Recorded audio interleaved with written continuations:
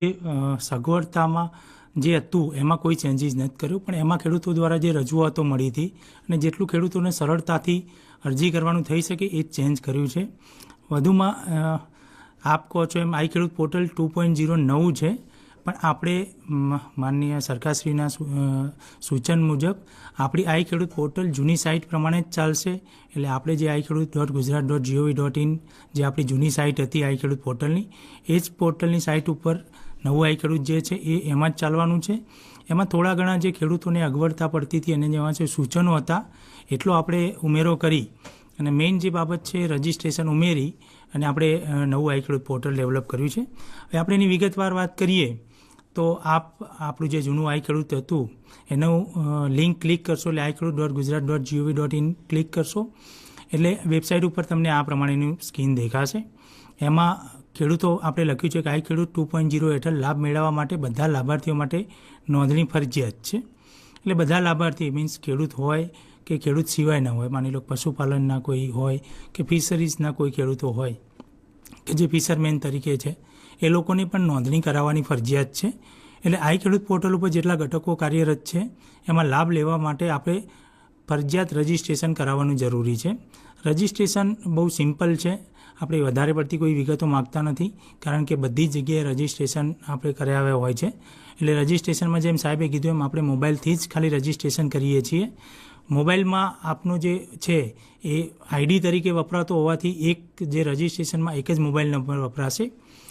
આપ તમે સ્ક્રીનમાં જોઈ શકો છો એમ ખેડૂત નોંધણી માટે લોગિન બટન જે છે એના ઉપર ક્લિક કરો, અથવા જ્યારે લાઈવ થશે ત્યારે આઈ ખેડૂત 2.0 જે લખેલું છે એની નીચે રજિસ્ટ્રેશન માટેની લિંક પણ અમે ત્યાં મોકલી દઈશું. એટલે તમે એના ઉપર ક્લિક કરશો એટલે આ પ્રમાણેનું તમારું ફોર્મ ખુલશે.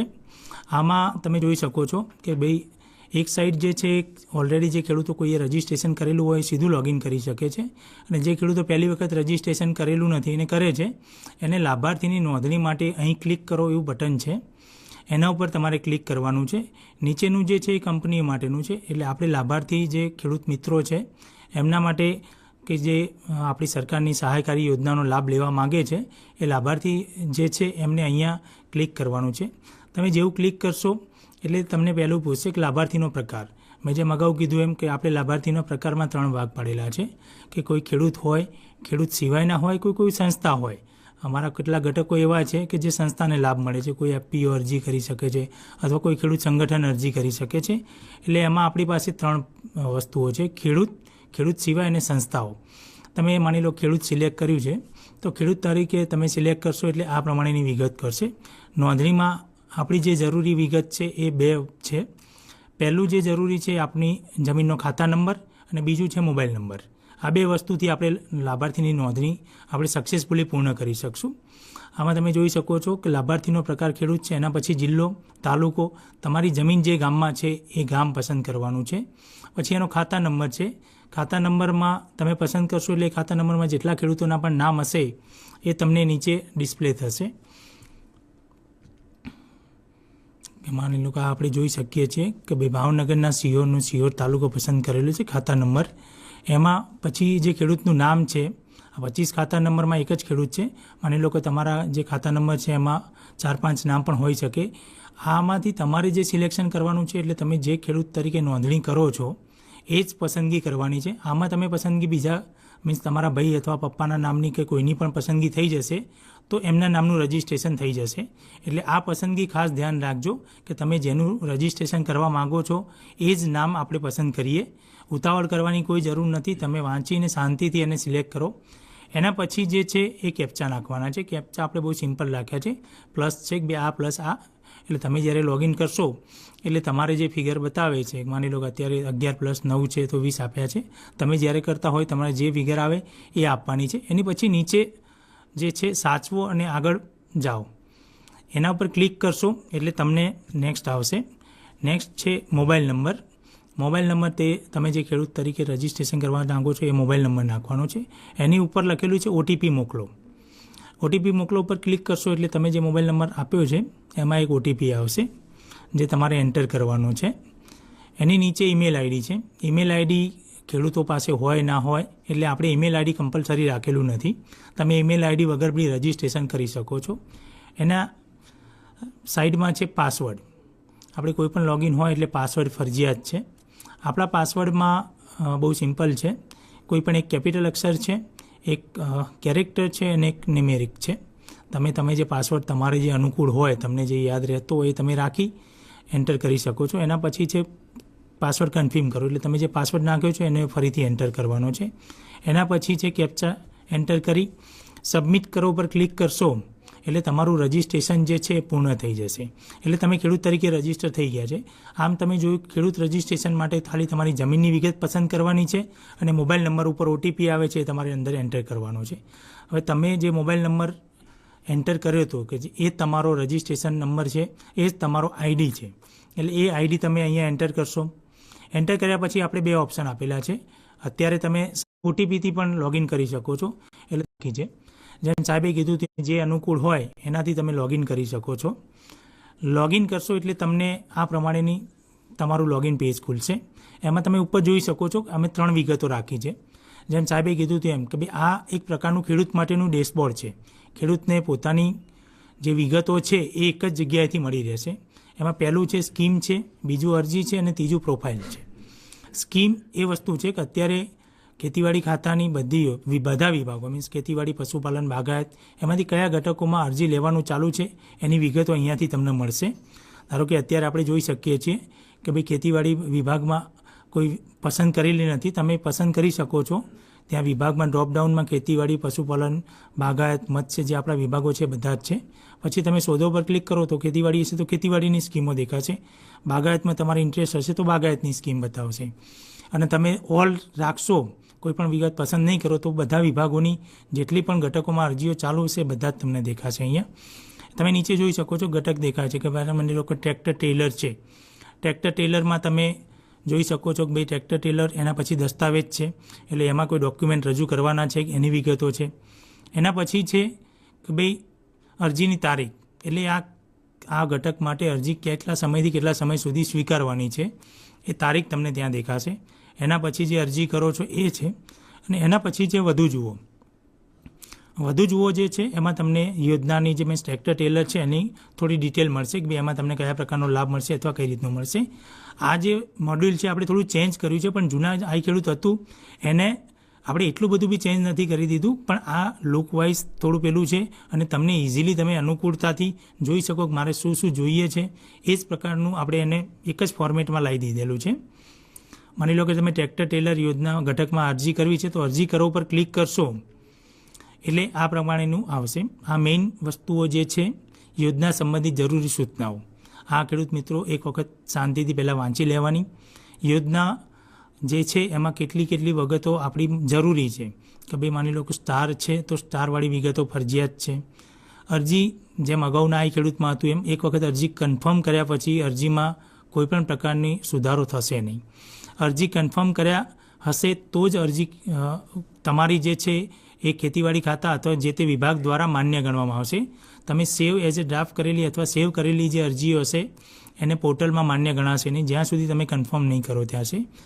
અરજી કન્ફર્મ કર્યા પછી જ અરજીની તમે પ્રિન્ટ લઈ શકો છો. એના પછી એક આ 5મા નંબરનો જે મુદ્દો છે એ જરૂરી છે. તમે જે બેંક ડિટેલ નાખો છો એ બેંક ડિટેલમાં તમારે આઈએફએસસી કોડની વિગત ના હોય તો તમારે ખેતીવાડી, બાગાયત, પશુપાલન કોઈપણ અધિકારીનો તમે સંપર્ક કરી અને તમારી જે બેંક છે એ બેંકની વિગતો તમે એને આપી અને અમે અહીંયા ઉપર મોકલાઈ શકો છો, જેથી અમે સરળતાથી જે તમારી બેંક નથી દેખાતી એની એન્ટ્રી કરી શકીએ.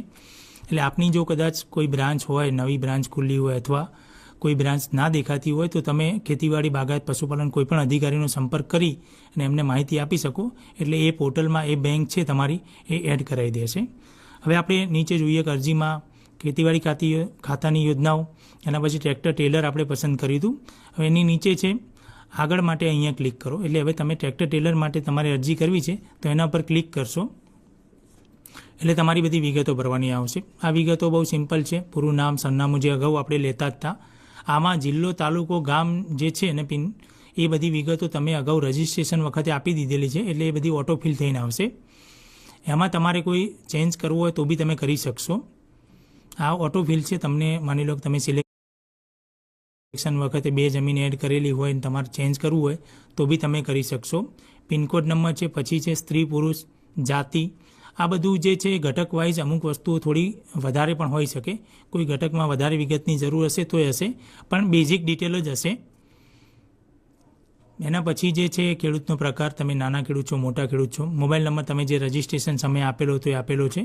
એના પછી સહકારી મંડળીના સભ્યો છે કે નહીં એની વિગતો છે, એ વિગતો તમે ભરી દેશો. પછી રજિસ્ટ્રેશન તમે આત્માનું ધરાવો છો, સહકારી મંડળીનું રજિસ્ટ્રેશન ધરાવો છો, એ બધી બેઝિક જે અગાઉના આઈ ખેડૂતમાં પણ આ બધી વિગતો હતી જ, એ જ વિગતો છે.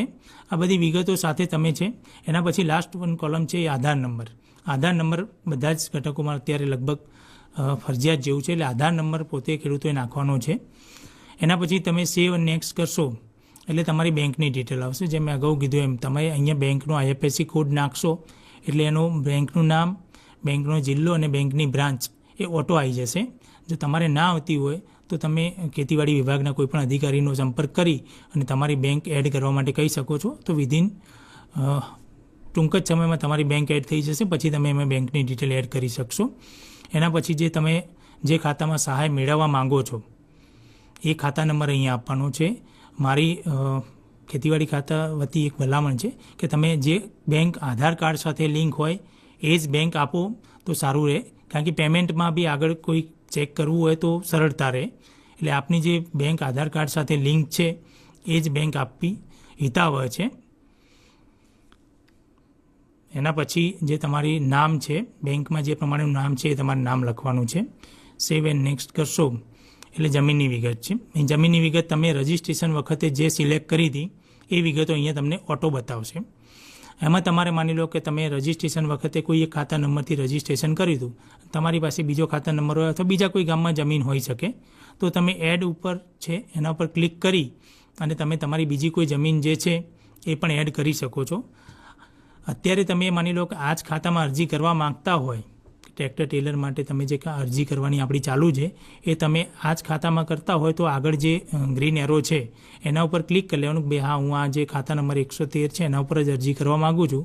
તો 113 ક્લિક કરી અને સબમિટ કરશો. આ સબમિટ એટલે આપણે જે કન્ફર્મ કરતા હતા એ જ છે.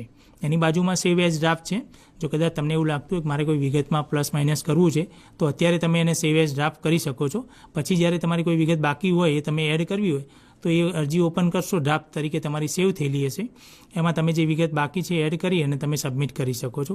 અહીંયા એક વખત સબમિટ કર્યા પછી એ અરજીની વિગતમાં કોઈ ચેન્જીસ નહીં થાય. જેમ અગાઉ આપણે કીધું છે કન્ફર્મ કર્યા પછી વિગતમાં કોઈ ચેન્જ નહીં થાય, એમ આમાં પણ તમે સબમિટ કર્યા પછી વિગતમાં કોઈ સુધારો નહીં કરી શકો.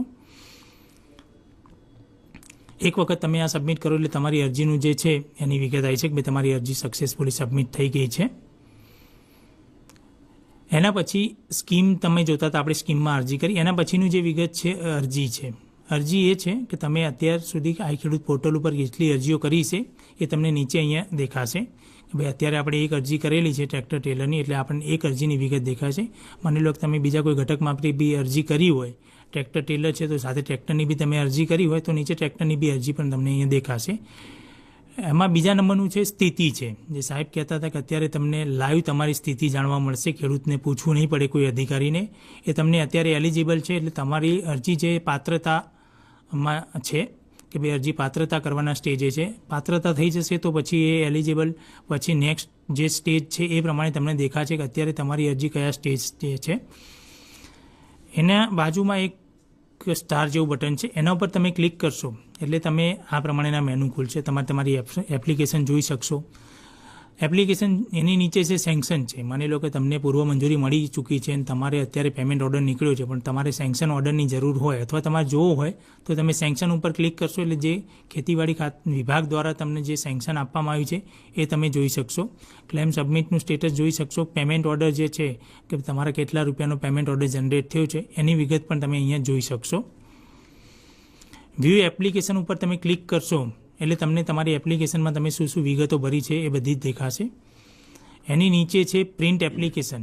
પ્રિન્ટ એપ્લિકેશન ઉપર ક્લિક કરશો એટલે તમારી એપ્લિકેશન છે મોબાઈલમાં અથવા લેપટોપમાં કે કોમ્પ્યુટરમાં તમે જ્યાં કામ કરો છો ત્યાં સેવ થઈ જશે PDF તરીકે, અને એની તમે પ્રિન્ટ લઈ અને તમે તમારી પાસે રાખી શકો છો.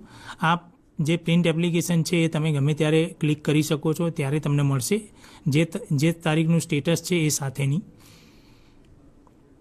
આ પ્રમાણે ધારો કે અરજી જે છે તમારી પ્રિન્ટ છે અગાઉ બી જે આપણે પ્રિન્ટ આવતી હતી એ જ પ્રકારની અરજીની અહીંયા પ્રિન્ટ આવી જશે. એના પછી જે છે પ્રોફાઇલ છે. ખેડૂતની પ્રોફાઇલ તમે જે વિગતો સાથે અરજી કરી છે એ આપણી પ્રોફાઇલમાં એડ થઈ જશે. હવે માની લો કે આના પછી તમે એક અરજી કરી દીધી છે, બીજા પછી બાગાયતમાં કે પશુપાલનમાં બીજા કોઈ ઘટકમાં તમારે અરજી કરવી છે, તો તમારે અરજી કરોમાં જશો એટલે તમારી જે આ અરજીમાં તમે જે વિગતો ભરી છે એ બાય ડિફોલ્ટ ભરેલી આવી જશે. એટલે તમારે બીજી કોઈ જ વિગતો ભરવાની રહેશે નહીં. આ એમાં કોઈ ચેન્જીસ કરવાનો હોય તમારે તો તમે કરી શકશો. પણ તમને એવું લાગ્યું કે ભાઈ મારી વિગતો બધી સાચી છે તો તમે સિમ્પલ સેવ એન્ડ નેક્સ્ટ કરશો એટલે 3 ક્લિકમાં તમારી અરજી થઈ જશે. જેમ અગાઉ આપણે જેમ કીધું એમ આપણે 3 વિગતો જનરલી રહેતા હોય છે: ઉમેદવારની વિગત, બેંકની વિગત ને જમીનની વિગત. 3 વિગતો તમારી જો અગાઉની અરજી કરી એની એ જ લેવાની હોય તો સિમ્પલ તમે 3 ક્લિક છે સેવ એન્ડ નેક્સ્ટ કરશો એટલે તમારી બીજા કોઈ ઘટક માટે જે અરજી છે એ વિધિન સેકન્ડોમાં તમારી અરજી થઈ જશે. આ બહુ સિમ્પલ છે. રજિસ્ટ્રેશન બી આપણે જોયું કે રજિસ્ટ્રેશન કઈ રીતના થઈ શકે છે. રજિસ્ટ્રેશનમાં 2 જ વિગતો છે: જમીનની વિગત અને મોબાઈલ નંબરથી એનું લોગિન કરવાનું છે. સિમ્પલ રીતે આ પ્રમાણે આપ અરજી કરી શકો છો અને તમારું રજિસ્ટ્રેશન કરી શકો છો. હવે આ ખેડૂતો માટેની બાબત હતી. હવે કોઈ કંપની છે કે ડીલર છે કે જે આ ખેડૂત પોર્ટલ ઉપર તેની પ્રોડક્ટ જે છે એ ખેડૂતો માટે પબ્લિશ કરે છે, તો એનું લોગિન કઈ રીતના કરવું એની ડિટેલ માહિતી એનકોડ સોલ્યુશન તરફથી જેને આ પોર્ટલ બનાવ્યું છે એવા અમિત રાજ્યગુરુ પ્રોજેક્ટ મેનેજર જે છે એ આપણને આગળની કંપનીનો ફ્લો કઈ રીતે છે, કંપનીનું રજિસ્ટ્રેશન કઈ રીતના થશે એની વિગતવાર માહિતી આપશે.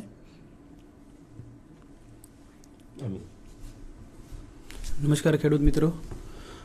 જેમ સાહેબે કહ્યું એ પ્રમાણે જેમ આપણે ખેડૂતો માટે રજિસ્ટ્રેશન કમ્પલસરી કર્યું